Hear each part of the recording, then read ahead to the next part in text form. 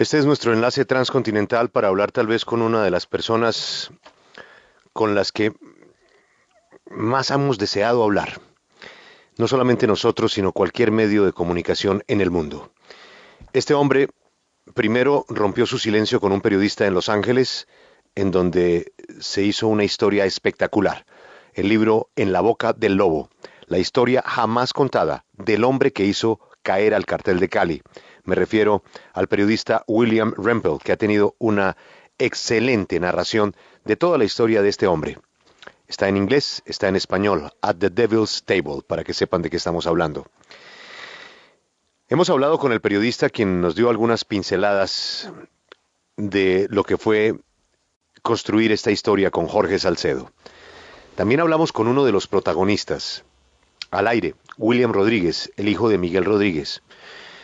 Él coincidió básicamente en mucho de lo que dice el libro, naturalmente no aceptó el tema más delicado con él, que Salcedo le cuenta en la boca del lobo a Rempel, es el interés de Miguel y de William en desaparecer al principal testigo de la contaduría del cartel de Cali, al señor Palomari.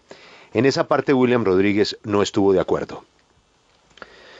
William Rodríguez sí reconoció muchos de los detalles que hay en el libro que son apasionantes.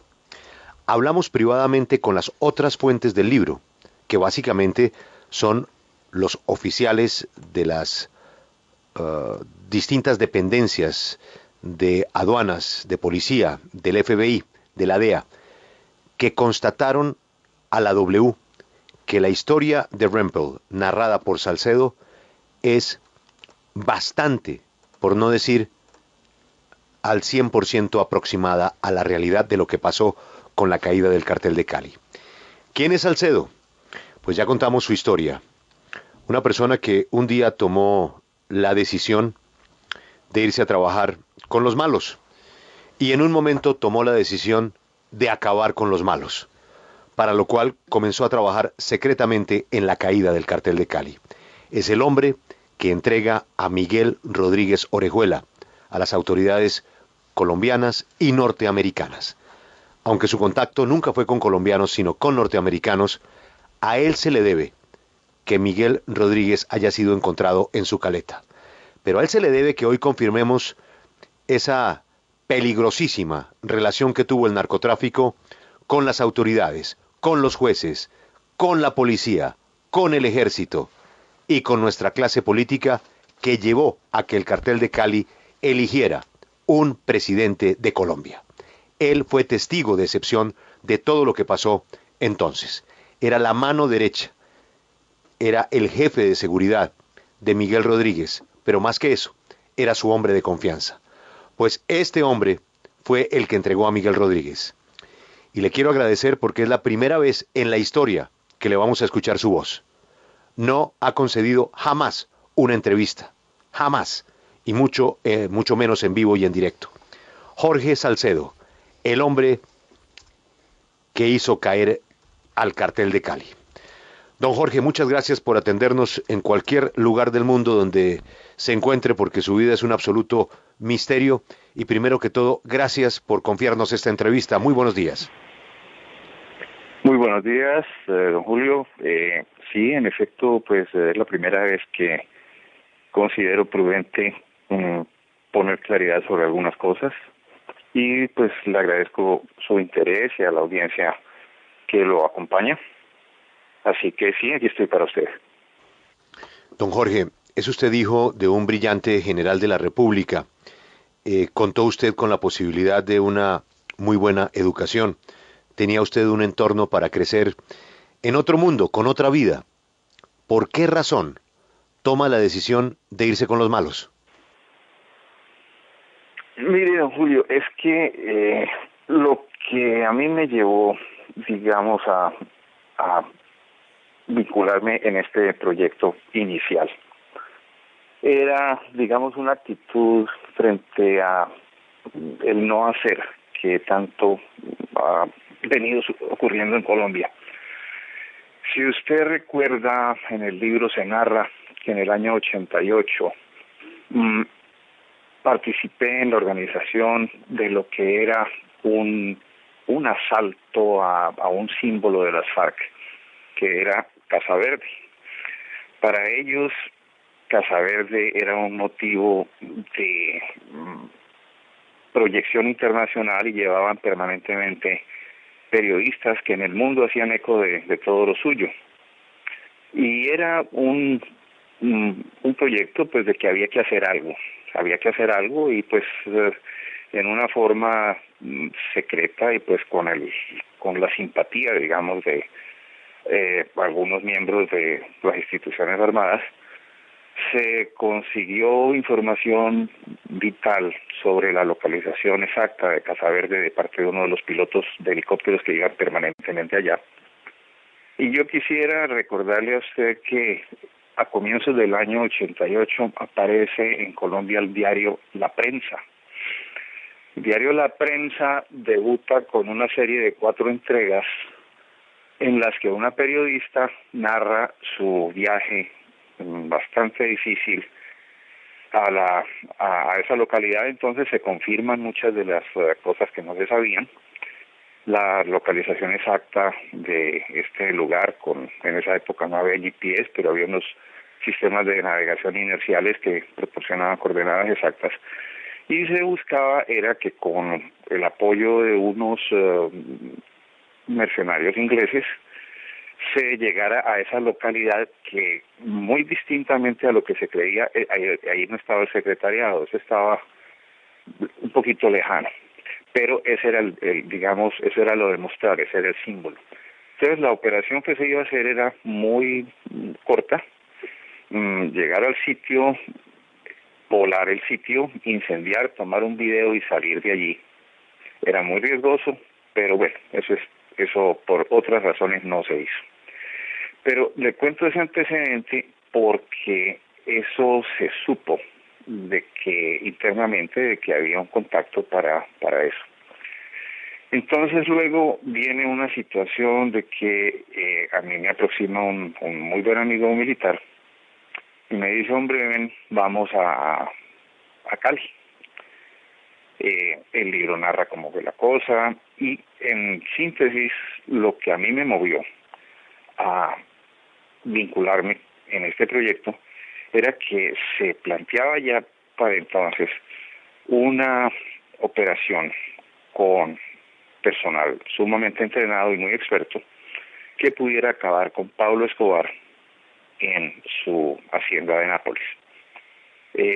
Mucha información habían recogido las personas del cartel y entonces pues mi razón para vincularme en esto era algo que en cierta forma tenía una causa que no era tan censurable.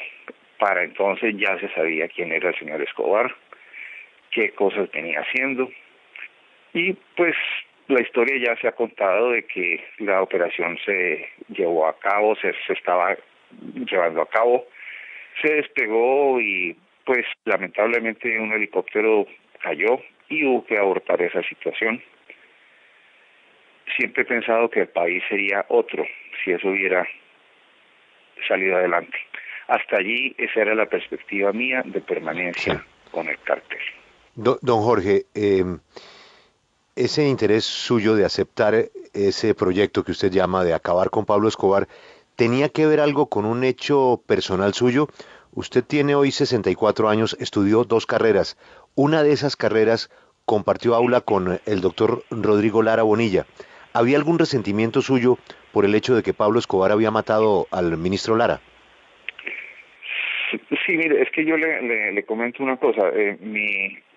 El conocimiento mío con Rodrigo Lara comenzó en la infancia. Éramos muy pues párvulos, como llaman hoy día, y asistimos a kinder en el colegio de la Presentación en Neiva. Mi padre era segundo comandante del batallón allá y compañero mío de pupitre, porque en esa época los pupitres eran de a 2 personas, era Rodrigo.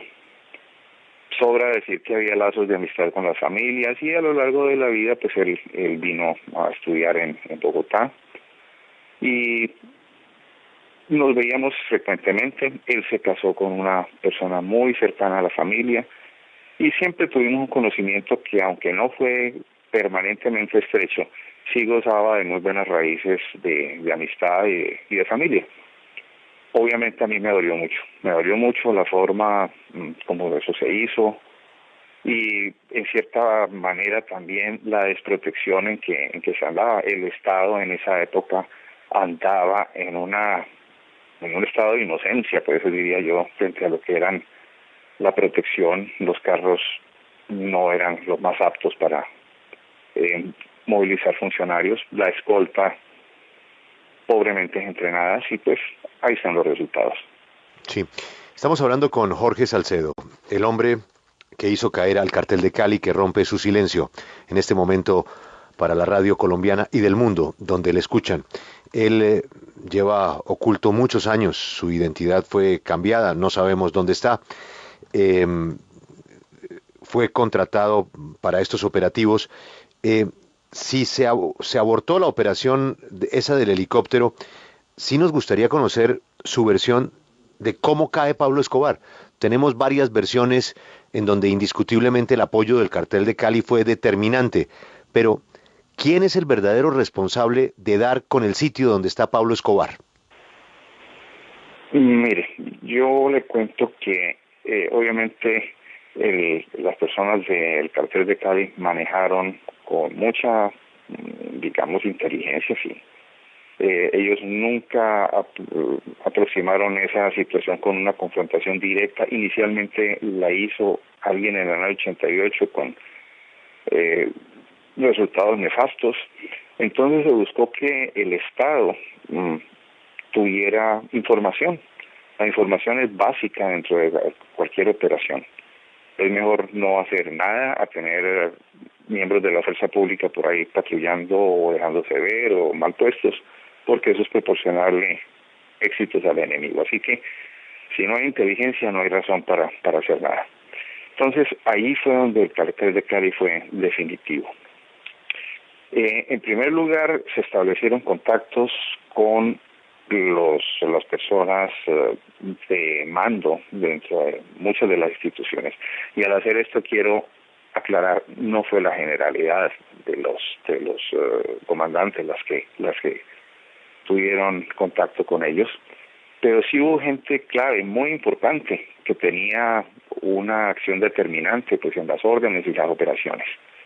Entonces, ¿a qué se redujo digamos, la operación?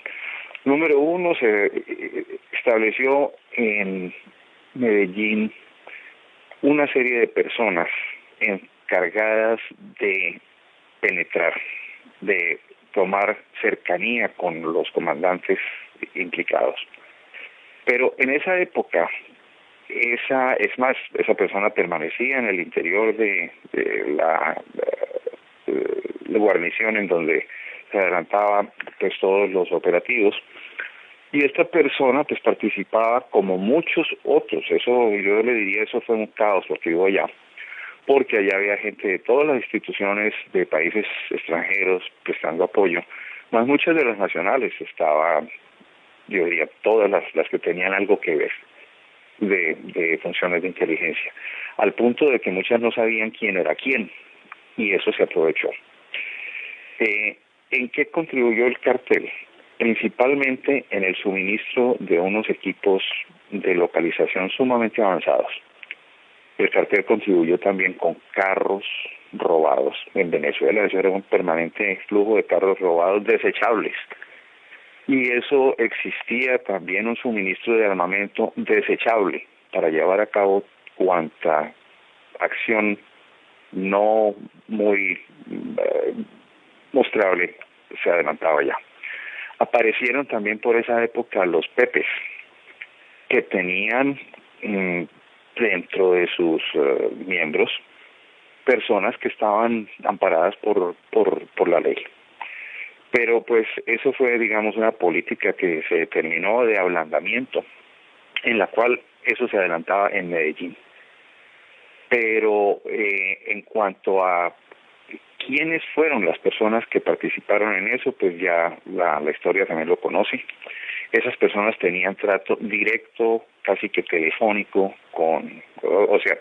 casi que diario, trato telefónico y por otros medios de comunicación bastante avanzados que se tenían allá, en las que se coordinaban, se entregaban suministros y obviamente no solo suministros, sino dinero en cantidades inmensas para lo que se necesitara. Eso obviamente no tenía control de nada.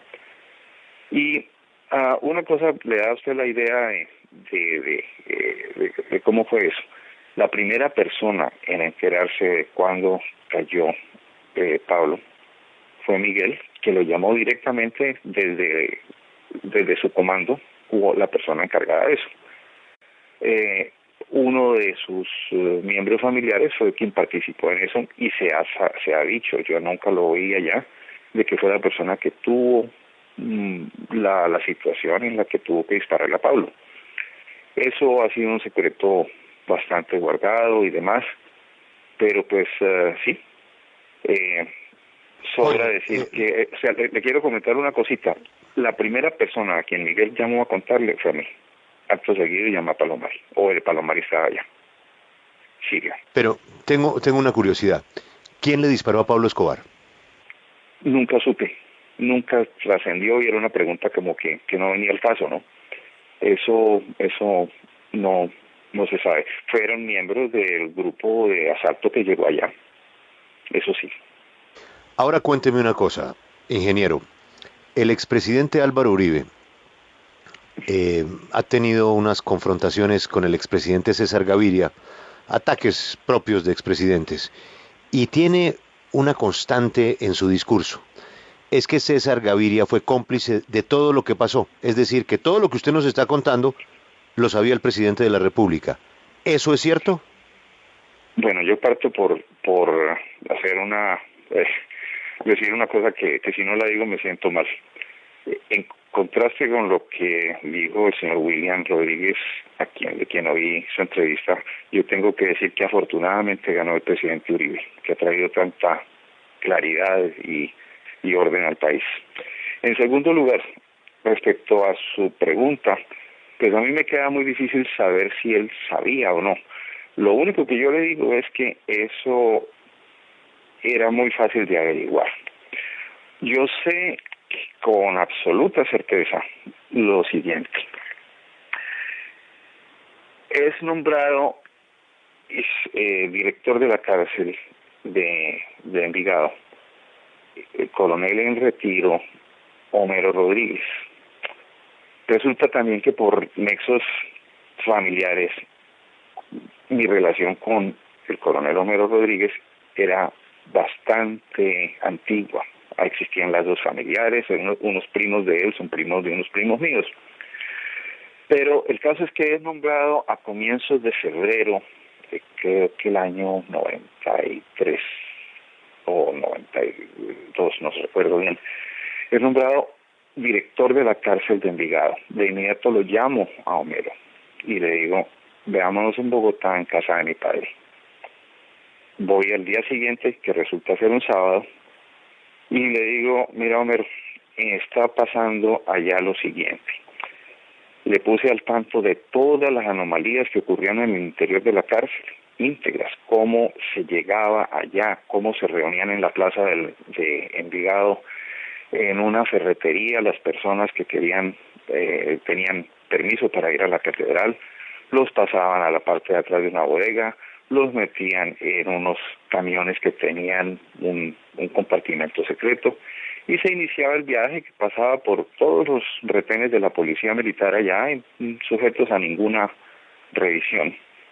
Y cómo se mantenía un flujo, eso eran varios vehículos al día que entraban y salían con gente no autorizada, etcétera, pues que eran todas cosas mandadas, coordinadas y en los ojos de todas las autoridades. ¿Cómo lo supe yo? Resulta que una persona de apodo Caliche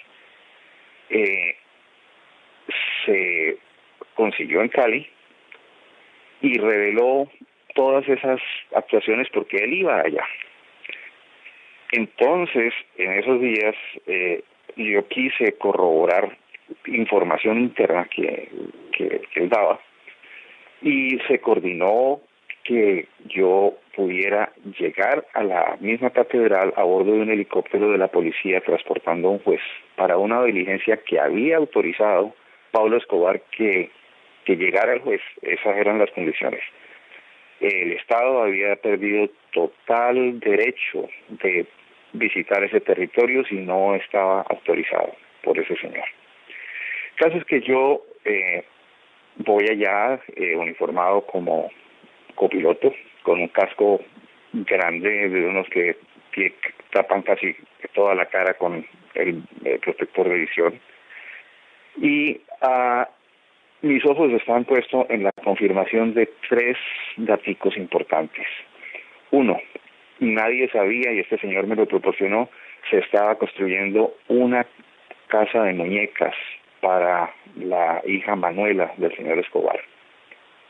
Y otro, tal vez el caso más importante, el hecho más importante, este señor me había dicho, en la parte trasera, cerca de la casa esta, y hacia el bosque, existe un sector que carece de cerca. Ahí usted va a ver un hueco. Si alguna vez va allá, ve un hueco.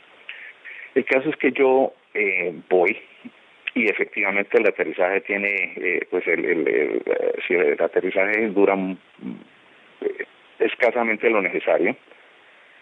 Gente se pone como en torno al helicóptero mirando, pero el juez hace su salida, nadie lo intercepta, se sabía que eso iba, sale su secretario con los documentos y equipo, pero para entonces yo ya he visto si existe la casita y si existe el hueco en la parte trasera.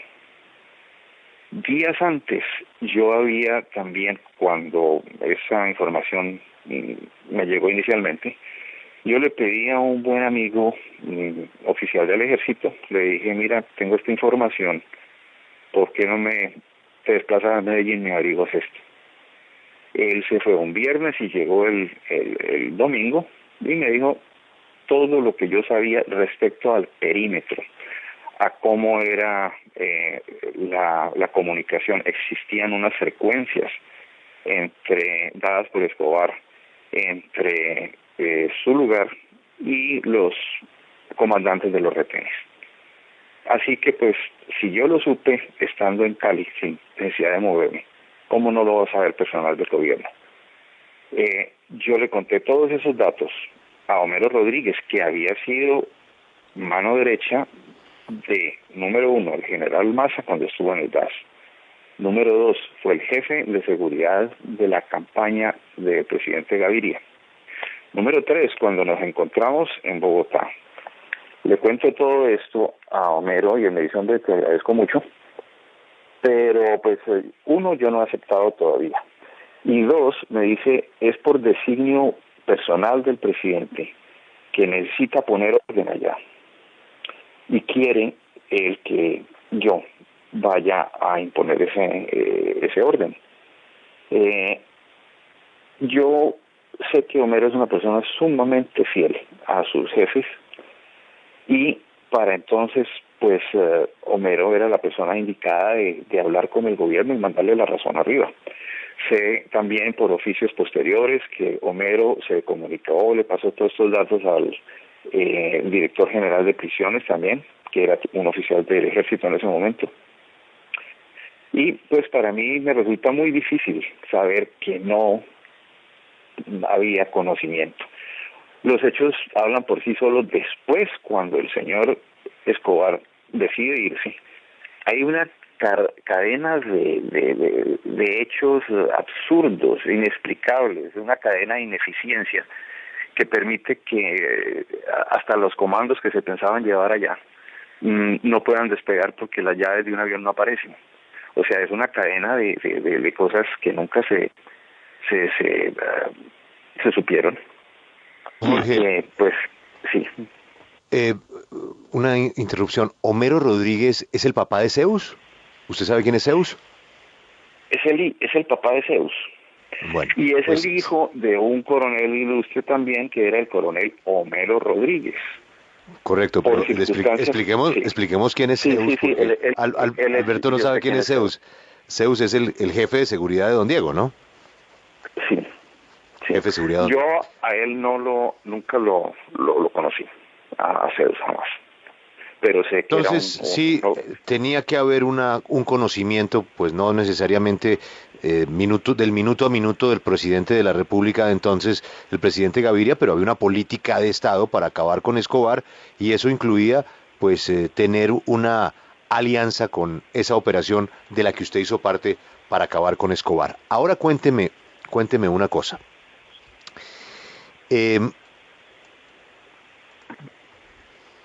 Al comienzo de esta respuesta, usted dijo, a diferencia de William Rodríguez, yo sí estoy muy contento con haber tenido un presidente como Álvaro Uribe. Es que lo que dijo William Rodríguez en esa respuesta fue demoledor. William Rodríguez dijo, lamentablemente Álvaro Uribe no estaba con nosotros. ¿Eso quiere decir que usted confirma eso? Que el presidente Álvaro Uribe nunca aceptó los coqueteos que hacía el cartel de Cali con sus acercamientos a la política. yo jamás tuve conocimiento de que le hubieran coqueteado siquiera, jamás. Allá había un desfile de políticos que buscaban, eso hacían cola, pues casi que había un libro de citas para ver cuándo venía quién. Pero el doctor Uribe jamás, su nombre jamás estuvo por ahí cerquita. Como dicen, es, Eso fue lo que dijo. sí, no, sí. Eh, se puede casi que hacer una implicación usando algo de lógica de que si el presidente Uribe no hubiera ganado, el otro candidato posiblemente habría favorecido intereses posiblemente ya preestablecidos. Pero pues eso ya es campo de la especulación. Pero la respuesta, como usted dice, fue demoledora y muy reveladora. Vamos ahora entonces con los nombres de la política. No le voy a preguntar por los congresistas porque ya no lo sabemos todos y ya todos estuvieron en la cárcel. No vamos a discutir que ustedes le dieron plata a la campaña de Ernesto Samper porque ya lo reconoció el propio Ernesto Samper. Vamos a hablar de unos casos puntuales que están en el libro y que me llama la atención que usted los nombre. Comencemos por el fiscal de Grave. William Rodríguez dijo que ese era uno de los colombianos más importantes, como Ernesto Samper. Eh, exactamente qué pasó con el doctor de Grave y las posibilidades que se esfumaron para hacer un negocio con los Rodríguez. ¿Cuál fue la conducta del doctor de Grave que él pues buscaba desde la Fiscalía General de la Nación explorar caminos para el desmonte del cartel de Cali que desafortunadamente no se dio? Sí, hubo contactos bastantes telefónicos, inclusive personales. Yo sé que en algunas oportunidades Miguel se desplazó a Bogotá y allá hubo algunos contactos. Eso lo supe por personas que lo acompañaron en esa reunión.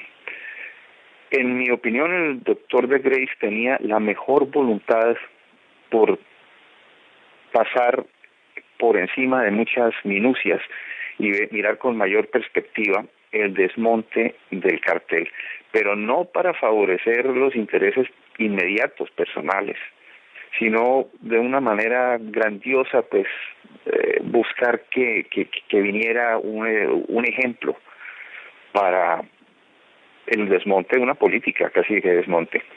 Y una de las cosas que pidió el doctor era que no solamente el cartel, sino que aprovechando la influencia de estos señores sobre los grupos narcotraficantes, se procurara pues el desmonte y que se renunciara a esa actividad, dando algunos plazos humanamente entendibles, pues de que nada sucede de la noche a la mañana.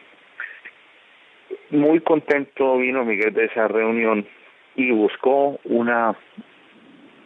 aglutinar a estas personas y se improvisó una reunión cerca de Jamundí, en una finca bastante destartalada pues para lo que eran las costumbres de las fincas de estas personas, y prácticamente en un establo improvisado allí tomaron la vocería Miguel y Gilberto, y ellos expresaron pues que se estaban adelantando 2 reuniones, pero que el gobierno exigía que se desmontaran las actividades. Ellos dijeron, bueno, nosotros no podemos saber qué pasa en la costa, pero pues, y los que tienen negocios aquí en el valle, pues váyanse para otro lugar. El caso fue que para mí fue muy reveladora esa reunión. Casi que ellos tuvieron que subirse sobre una mesa, imponer su voz casi que a los gritos, y la gente inicialmente escuchó, pero cuando se habló de la necesidad de que todo el mundo depusiera sus negocios y que trasladaran a otros lugares, empezó a haber una murmuración que me reveló dos cosas. Uno, eso no debe pasar. Uno, porque los intereses inmediatos eran los que estaban allí. Y número dos en orden, yo le diría que me demostró también que el poder de movilización que ellos tenían era infinitamente menor de lo que se pensaba. Venía gente también que operaba hacia el norte del valle, y alcancé a comentar, alcancé a oír comentarios de personas que decían, es que esto es muy fácil para ellos, ¿no? Ya hicieron ellos su billete y que entonces nosotros que estamos arrancando. Ahí yo vi muertas dos cosas: la influencia de ellos y que ese suceso pues tuviera algún final feliz. Sin embargo, las conversaciones continuaron, y yo diría que estuvo todo muy cercano pues a que eso se llegara a feliz término.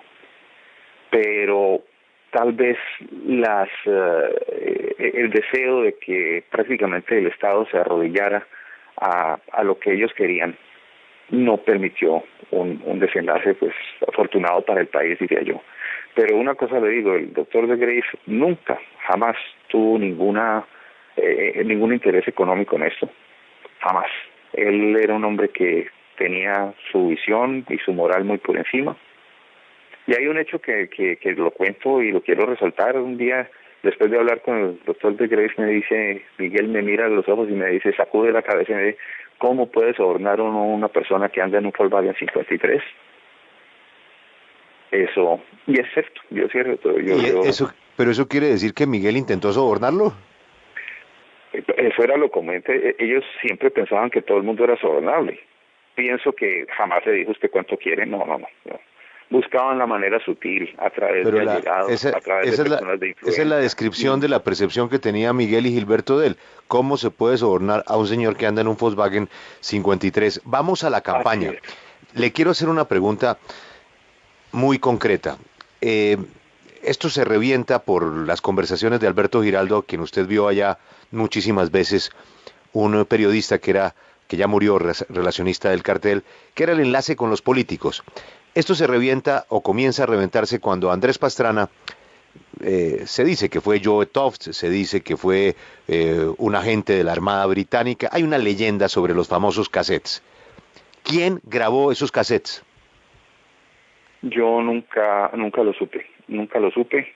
Eso, hasta donde yo sé, no vino del cartel. Obviamente no convenía que eso saliera, pero yo pienso que fue una jugada muy oportuna, una jugada magistral, que el efecto fue que le dañó, o sea, el presidente Samper no tuvo un solo día de tranquilidad porque él empezó navegando en contravía. Entonces él ya no tenía que demostrar que era bueno, sino que no era malo. Ingeniero, Entonces, hablando del presidente Samper, él ha reconocido que esto sucedió.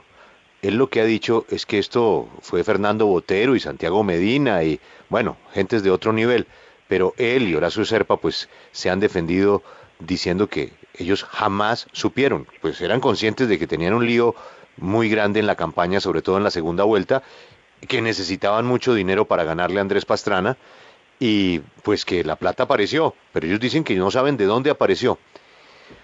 ¿Usted cree que es posible que Ernesto Samper no supiera que Miguel y Gilberto habían metido toda esa cantidad de plata?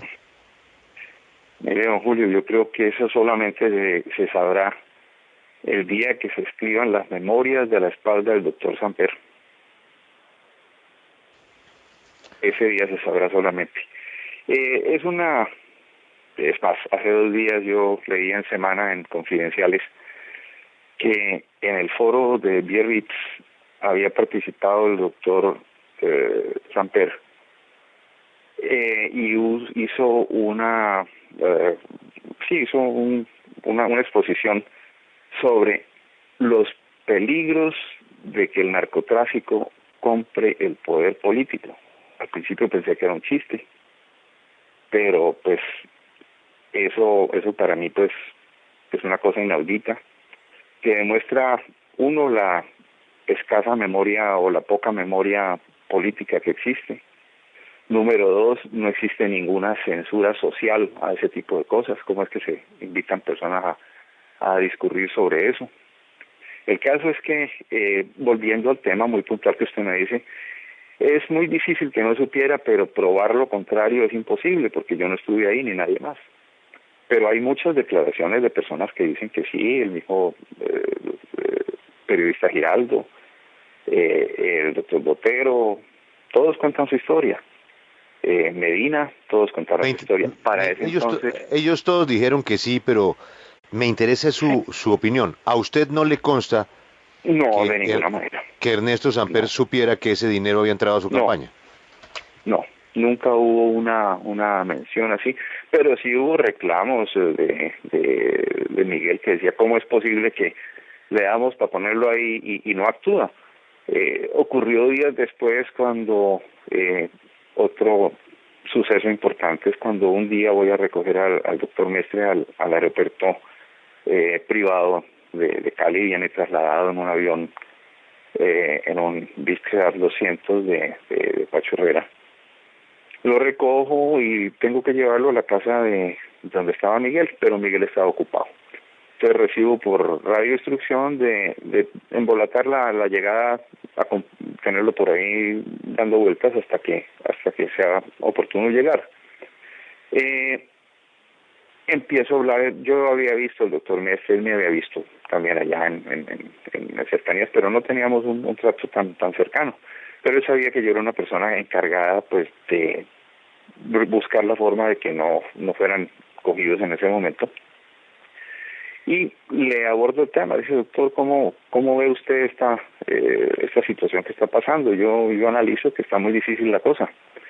Me dice, pues es que precisamente mi viaje tiene por objeto transmitirle personalmente a Miguel un mensaje que viene del presidente. Y es que no se dejen coger porque él no puede hacer nada.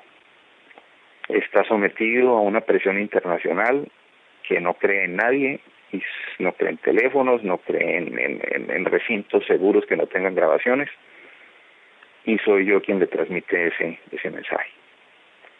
Para mí, pues yo no puedo dudar de lo que me dice él. Y número dos, sí me parece que encaja perfectamente en el entorno de lo que estaba pasando. La capacidad de maniobra del presidente era muy escasa, ninguna. Él estaba sujeto a escrutinio de muchas entidades, personas que lo vigilaban, y lo vigilaban a toda hora. Y para él habría sido pues muy difícil si se le llega a interceptar una comunicación personal. Se evitaron esas comunicaciones. Yo sé que ellos en persona no hablaban, sino a través de emisarios. Miguel y Gilberto nunca hablaron ni con Horacio Serpa ni con Ernesto Samper. Que yo sepa, no. Que yo sepa, no. Nunca los vi allá. Pero sí, déjeme le cuento una cosa. Es conocido que Gilberto tenía tratos de conocimiento y de negocios con el doctor Samper. Agendas que le capturaron, tenía sus números directos personales, y se habían conocido antes en Madrid y antes también en Panamá. Creo que tuvieron un banco que tenía intereses ambos. El caso es que en algún momento yo le pregunté a Julián Murcillo, persona muy importante, que él era el relacionista directo del cartel con los políticos, y yo le pregunté ¿cómo ves tú el apoyo? Y él simplemente me dijo, hombre, sería muy, no puedo decir el adjetivo, pero es el más grave, si no lo hiciera, porque yo vi cuando en una elección anterior que había habido en la que el doctor Samper había sido precandidato, me decía Julián, yo vi cuando le entregaron un maletín con $100,000. Así que, pues, malamente podría ahorita no colaborar. Hasta allí las comillas de lo que me dijo. Vamos al tema de Mestre, Mestre que era uno de los hombres pues más importantes del Partido Liberal. Era varias personas, el contralor Rodolfo García, bueno, una cascada de senadores y representantes Sí, a la Cámara. Toda esa gente iba a pedir plata allá a Cali, usted los vio a todos allá. Pero ese mensaje que le transmite a usted Mestre, mientras que usted lo embolata, ¿qué pasa después? ¿Mestre se reúne con Miguel y se lo repite? Sí, o sea, yo simplemente llevo al doctor Mestre al lugar secreto donde está Miguel. No participo de la conversación, yo no soy, o sea, yo escuché, vi, estuve, analicé todas esas cosas porque se hacían en una cercanía muy próxima a donde yo estaba. Alcanzaba a oír, era una de las casas que tenía Miguel para vivir y reunirse. Y sí, yo tomaba nota y hacía apreciaciones de situación, que esa era parte de lo que yo consideraba como mis funciones. Y Que lo que usted está contando es gravísimo porque en ese momento el doctor Mestre era senador y Miguel Rodríguez, su jefe, era el hombre más buscado de Colombia. pues así es. Yo no recuerdo qué cargo tenía él, pero sé que era una persona sumamente importante. Además, él es una persona Un senador de la República montado en un avión de Pacho Herrera y reuniéndose clandestinamente con Miguel Rodríguez para llevarle una razón del presidente, pues no deja de ser un espectáculo bochornoso, ¿no? Es muy bochornoso, pero era un espectáculo que se repetía con frecuencia, no solamente por él, sino otros muchos. Es más, le cuento, el doctor Mestre, pasada la entrevista, hay dos cosas. Embolatando esa situación, él me dijo, hombre, por aquí hay algún cajero, creo que era Conavi o algo así, yo necesito entrar allí. Lo llevé, hizo una diligencia personal, yo lo esperé en el auto. Pero bueno, volviendo al caso, esa misma noche, a las 11, 12 de la noche, él abordó nuevamente el avión de regreso, regresó. Pero no resulta muy lógico que una persona como el doctor Mestre haya tenido la confianza de decirle a usted lo que dijo. Pues no resulta lógico, pero es que uno, él me había visto allá, y dos, yo le hice un preámbulo pues que en cierta forma llamaba a una revelación de esa naturaleza. Yo le dije, doctor Mestre, pues nos hemos visto por acá, usted sabe, yo tengo a cargo en estos días la protección inmediata de que Miguel no se ha capturado, y es una labor muy difícil, muy expuesta, pues porque hay un bloque encima, y yo sí estoy interesado por conocer realmente cómo ve usted la situación en términos de presión. Fue cuando él me contestó eso.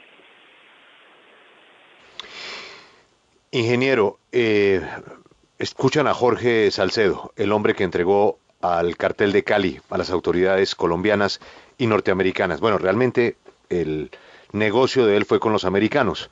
Y digo negocio porque, por supuesto, él recibió unos beneficios muy importantes que le cambiaron su vida, pero se la cambiaron totalmente. Hoy ni siquiera sabemos con quién estamos hablando. Sus compañeros de cartel le decían Richard, algunos por su parecido físico les recordaba el agente 007, el célebre actor británico Sean Connery. Este es nuestro invitado de hoy, Jorge Salcedo.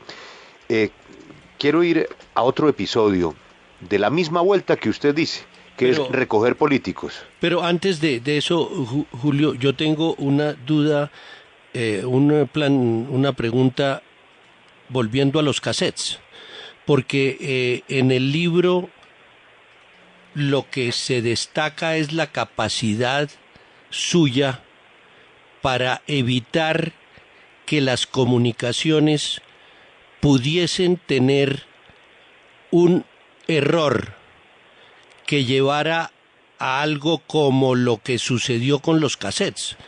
En cierta manera eso era como responsabilidad suya. De ahí la duda de si usted había tenido algo que ver con el episodio porque no resulta lógico que una persona que no cometió nunca un error en materia de comunicaciones, sino que evitaba que otros la cometieran, se le hubiese pasado esa. Sí, además No, con es que un agravante, Alberto y don Jorge. Una de las cosas que se distingue de las especialidades de nuestro invitado es que grababa mucho también, ¿no es así, don Jorge? sí, allá había un centro de grabación y pues en la grabación hay dos hechos. Uno, de orden técnico, que es conseguir que eso se ejecute, pero la parte más importante es escuchar y analizar.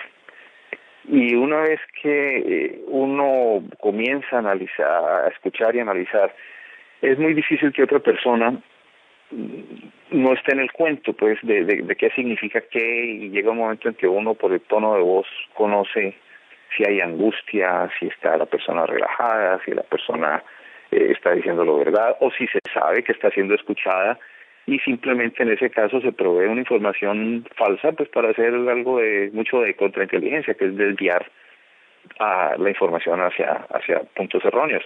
Pero quiero volver sobre el punto que me hizo la otra persona, y yo le quiero decir es que eso, en primer lugar, venía de un sector que quería poner en evidencia la situación de los dineros en la campaña. A ese momento el cartel era todo lo contrario. Lo peor que le podía pasar es que se supiera eso, o alguna otra cosa que viniera a deslegitimar o deslegitimizar la presidencia del doctor Samper. Así que eso, por lógica, me excluye a mí de todo. Número dos, estaba yo en Cali, no estaba en Bogotá, y no contaba ni con los teléfonos, ni los equipos para hacer eso, ni el interés. Así que queda descartada mi participación. Quien lo hubiera hecho tenía un interés político, pero también yo diría tenía un interés de patria, que era que eso se supiera. Eso lo entiendo yo así. Había un interés como de torpedear exactamente donde tenía que ser la presidencia del doctor Samper, habiendo sucedido eso. Y pues la historia ya se conoce, pues que eso fue el peor de los momentos, y de ahí para adelante todos, porque él tuvo que estar probando que no era malo. Es una circunstancia muy desfavorable para una presidencia. Ingeniero, usted tuvo que hacer otra vuelta, recoger a Carlos Alonso Lucio y a Ingrid Betancourt. Cuéntenos cómo fue eso. Una tarde, al mediodía, tardecito, como a la 1:30, 2, me llama Miguel y me dice: vaya al restaurante Casa Vieja. No me acuerdo si es Casa Vieja o no. Uno queda cerca, a orillas del río Cali, yendo hacia el zoológico, una casona vieja. Y me dice: ahí está la doctora Ingrid, ¿usted la conoce? Usted dice: pues sí, yo sé quién es ella. Y por ese entonces Ingrid venía sonando mucho con el grupo de los mosqueteros, y etcétera, etcétera. Había pasado por una huelga de hambre, etcétera. Y sí, yo llego allí, están 3 personas: Carlos Alonso, Lucio, a quien yo conocía bastante bien, porque pues no de persona, pero sí de cara, ex miembro del M19. Estaba la doctora Ingrid y los acompañaba otro congresista que era parte de los mosqueteros, no recuerdo, él era costeño.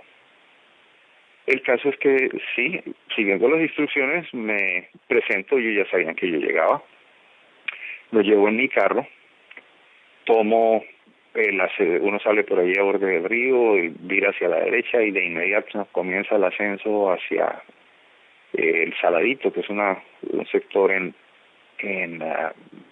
las montañas occidentales de Cali. Y allí pues yo voy a un lugar que se había ya preestablecido. Es una finca de Pacho Herrera, modesta para sus costumbres, pero muy cómoda. Y los esperan allí Gilberto, Chepe Santa Cruz y Miguel. Pacho no ha ido, pero está su gente ahí. y yo pues voy al punto de decir, el lugar donde esto se celebra es como un kiosco grande, abierto, y allí pues se inicia la conversación de ellos, tendiente a buscar una especie de copia del modelo argentino de perdón y olvido. Ellos querían ahí meter a los guerrilleros, querían meter a los narcos y pues buscar un apoyo que ya tenía pues raíces en el proceso argentino y en algunos otros países del mundo. Varios juristas importantes de Cali, catedráticos de universidades, habían sido pagados para ir a Buenos Aires, enterarse de todas las intimidades de ese proceso, y ellos estaban muy bien documentados para buscar apoyo a nivel de clase política de ese digamos, sí, ese proyecto, presentar algo que tuviera esa cobertura que les amparara pues en los problemas que tenían. Pero se buscaba también la inclusión de la guerrilla, yo diría era como para que eso sonara a paz. Sigamos con el encuentro. ¿De qué hablaron Ingrid Betancourt, el representante de la costa, Carlos Alonso Lucio, eh, en ese momento con los jefes del cartel de Cali en la clandestinidad? Yo no estuve sentado en la mesa. En esa mesa inclusive recuerdo muy bien, se atendieron ellos llevándole una fruta que a ese momento era bastante exótica, que eran los mangostinos. Algunos de ellos nunca los habían probado, recuerdo, pero pues es que me vuelve a la cabeza la escena. Yo estaba a distancia prudente, pasaba cerca de la puerta de esto porque mi labor era estar vigilando que las personas que yo tenía por ahí cerca dieran una alerta temprana en caso de que se presentara alguna aproximación.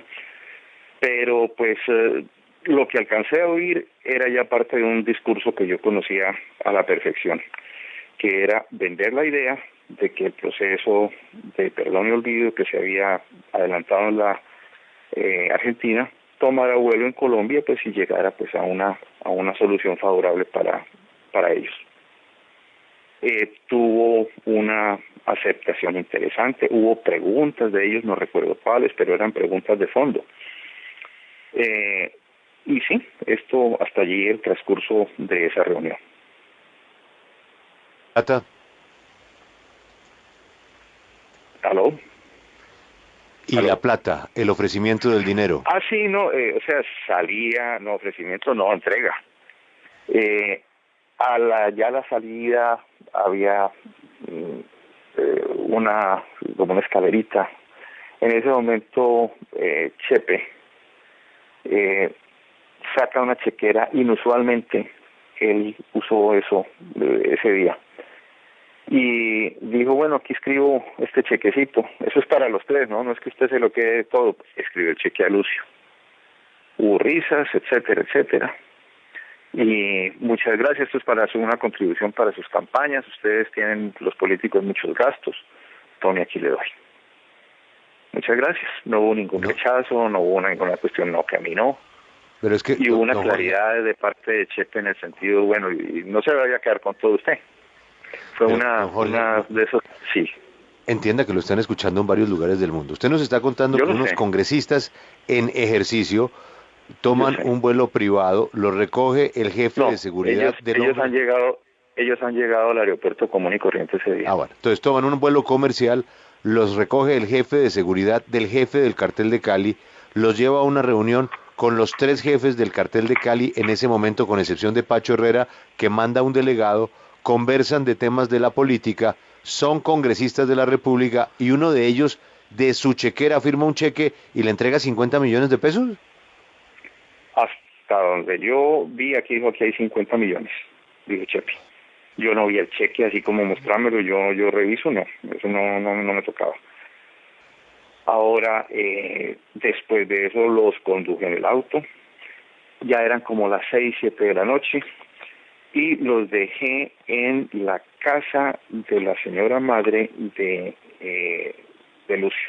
Ella vivía en Cali, en la avenida de Circunvalación, allí los dejé.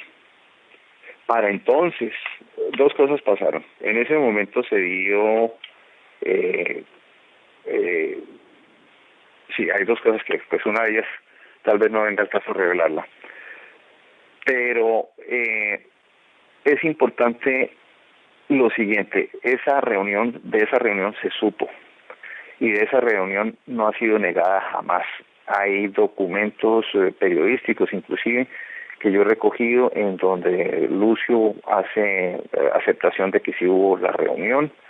Ninguno reconoce el cheque. Y pues el propósito de la reunión sí tenía pues un propósito que legitimaba en cierta manera su interés por traer a proposición del Congreso pues una nueva salida para las crisis que ha venido discutiendo el país por tantos años. Así que, pero, ingeniero, usted ahí dice que hay un episodio que no quiere contar. ¿Por qué no lo quiere contar? es una cosa como de la vida personal ya de Lucio Ingrid. Sí, bueno. Allí No, sí, eso ya sí, no, no es elegante contarlo. temas personales no. El general Zúñiga, comandante de las fuerzas militares, el oficial de más alto rango en su momento en Colombia, fue ministro de la Defensa encargado en algún momento. Tenía a su mando el bloque de búsqueda, los hombres de la policía, los hombres de la Armada, los hombres de la Fuerza Aérea, los hombres del Ejército. A mí me queda el sabor, después de leer su libro, que el general Zúñiga estaba en la nómina del cartel. Mire, yo le cuento de eso lo siguiente. Fue Miguel el que me confesó una vez, en una sola palabra, cuando yo le pregunté cómo había hecho él para informarse de un asunto que, si usted quiere, se lo cuento después, de una cosa que era, nadie podía saber eso, y él solamente me dijo: Zúñiga. Y le cuento lo siguiente: sí, hay que contar el antecedente. Sí, él era el jefe del Comando Especial Conjunto que se creó para manejar esta situación.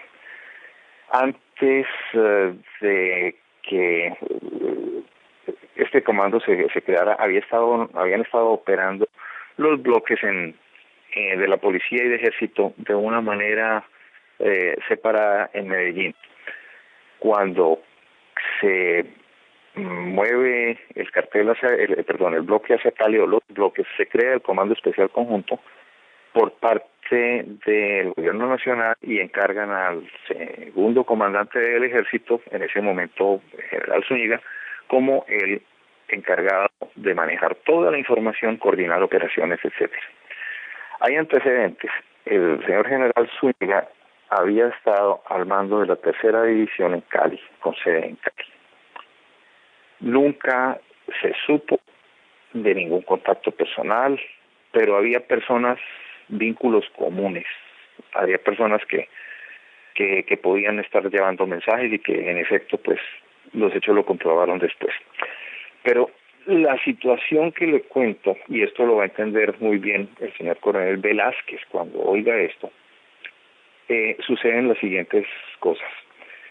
Se monta una operación por parte de componente de ejército del bloque de búsqueda, y se toma un apartamento en el edificio San Judas, sobre la avenida Sexta, en Cali, al frente de la iglesia de San Judas.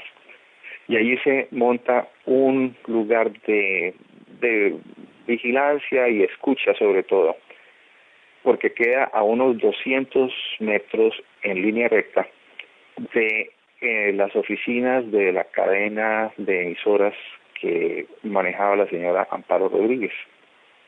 Dentro de las operaciones del bloque se presenta un allanamiento a ese lugar, y en ese momento van personas de la CIA que trabajaba con el ejército también a ese lugar, y hacen una, digamos, búsqueda muy somera de documentos. la señora Amparo es sacada de su oficina y permanece vigente en la oficina. Días después se repite ese allanamiento, un poquito más profundo, más demorado, es el mismo procedimiento. Y me llama después Miguel y me dice, vaya a la oficina de mi hermana y usted con sus equipos detecte un transmisor que está en un anaquel de la oficina de ella. Ahí hay un transmisor, vaya y busque el transmisor. Yo llevo un aparato que mide la emisión de frecuencia radial y en efecto me corrobora con un bip, y en la medida que uno se aproxima al bip, se hace más sonoro o menos sonoro. Y empiezo efectivamente a encontrar una serie de bips que me determinan si aquí hay algo, aquí hay algo. Me aproximaba yo a ese lugar, retiro todos los libros, nada. Y de un momento a otro las transmisiones cesan. Cesan las transmisiones. Y llego yo y le digo, reporto a Miguel, sí, hay algo, pero créame, es la madera pura y no se ve nada. Las paredes de cemento y están intactas. Me dice, déjame ver. Al día siguiente me llama, 2 días después me dice, mire, vaya y busque dentro de un pedazo de madera, si es necesario destruya, pero ahí está el asunto. Regreso al sitio y nuevamente los bips están ahí, pero esta vez yo apago mi receptor para evitar que los bips sean retransmitidos y se dé alguien cuenta que usted escucha ya de que hay un aparato de detección. Y empiezo a mirar la estructura y no hay absolutamente nada excepto un pedazo de madera que tiene el mismo color, exacto todo, excepto que no cumple ninguna función estructural de soporte, nada ahí pegado. Remuevo el aparato con mucha dificultad porque eso estaba pegadísimo ahí. Y resulta ser un aparato, un trozo de madera, un pedazo, un listón de madera que no tiene ningún tipo de función, pero no se le ve hueco de nada. Empiezo a mirar con más cuidado y hay un hueco pequeñísimo del orden de 1 milímetro y eso es todo. Y después me pongo a mirar las fibras de la madera y hay un pedazo también muy cercano donde no empata. El caso es que era un trabajo magistral de técnica de espionaje en donde se había, en el primer allanamiento, tomado posiblemente fotos del tinte de la madera, dimensiones que cuadraban el anaquel. En el segundo se construye el aparato y en el segundo día o el segundo allanamiento se pega eso allí con un pegante formidable, nunca he visto una cosa más fuerte.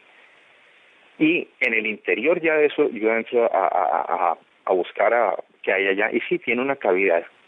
Tiene una cavidad donde hay 2 elementos, hay 3, un conjunto de baterías, como no las he visto jamás, pero muy especiales, y hay un aparato receptor y un aparato transmisor. El aparato transmisor va a consumir más y el receptor permanentemente escucha y tiene la capacidad de activar el transmisor o apagarlo. Entonces, cuando detectaba algo, apagaba.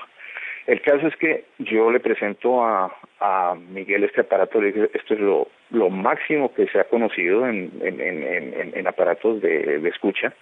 Es un genio el que hizo esto, y más genio el que coordinó la operación, y le digo yo, ¿cómo supo usted, don Miguel, que esto estaba allí? Me dice, Zúñiga. Pasa el tiempo, y resulta que una de las personas que tenía a Miguel como informante del bloque era un sargento de apellido Valencia. Y le hago yo conocimiento de esto, le digo, mira, Valencia, el aparato ese que ustedes habían puesto allá, yo lo encontré. Me dijo, ¿cuál aparato? Le dije, el listón de madera. ¿Cuál listón de madera? Él nunca supo. Era una cosa demasiado cerrada que yo creo que escasamente el señor Coronel Velázquez la supo. Quiero aprovechar el momento para decir que una persona supremamente íntegra en esto fue el Coronel Velázquez. Pero él cuando recibió ese bloque, el bloque ya estaba penetrado. El comandante anterior... Recordar, el Coronel Velázquez es el que le hacen la encerrona sexual, ¿no? Sí. Sí, pero bueno, ustedes tuvo una falla tenían... humana por ese lado. pero fue una persona que estaba permanentemente obsesionado pues con que esto se siguiera. Lo que dice, lo que dice don Jorge es que como no pudieron comprarlo, le metieron una trampa pues que ya vulneró fue sus instintos humanos, es decir, Mire, se le fueron por la parte débil de su sexualidad. Sí, eso fue. Realmente eso se volvió casi que una pelea de poderes. Él sabía que la hija de Gilberto se iba a casar y dijo, aquí los consigo a todos. Y ellos de otra parte, pues a decir, bueno, no nos va a fregar y pues de alguna manera quedamos a par, pero va a tener su lección. Él falló desde ese punto de vista, muy humano, pero... Vamos del general Zúñiga a repartición de plata en la costa.